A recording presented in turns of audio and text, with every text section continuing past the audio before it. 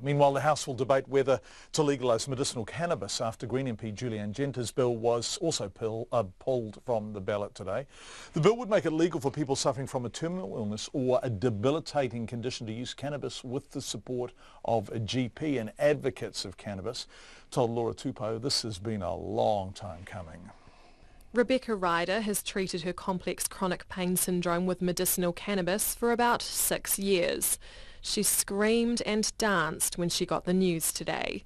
She says the fight has been a huge struggle under the national government. They keep putting out these tiny little announcements which turn out to be only for pharmaceutical products. Julie-Anne Genter's members' bill would legalise the fact that patients can grow for ourselves or can have someone grow for us, that we can possess the plant, that we can possess the products, all within a regulated legal framework. No more of this, pretending that this plant has to be turned into pharmaceuticals that are too expensive for us before we can have them.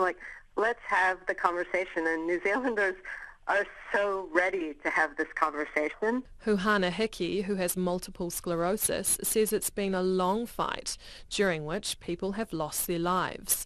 She says Helen Kelly, a medicinal cannabis advocate right up until her death last year, would be happy knowing that some progress has been made.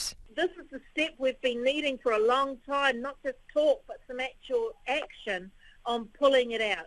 So I'm absolutely wrapped. Dr Hickey believes there's widespread support across political parties. But the coordinator for the charity Medical Cannabis Awareness New Zealand, Shane Lebrun, isn't so optimistic. There's a lot of conservative doctors who have a hard time prescribing pharmaceutical cannabis, let alone giving people a certificate to go and grow their own. So I'm pessimistic because Labor says they're all for medical cannabis and yet avoid debating the topic. National think that the system now is good enough where there's less than 50 people accessing it legally, and I don't think they have the numbers. Mr Lebrun says at least there'll be a healthy debate about the issue, but he's not confident that it will ultimately pass into law. The bill will be debated on the next Members' Day. Mo te hotaka o te ahiahi ko Laura Tupou aho.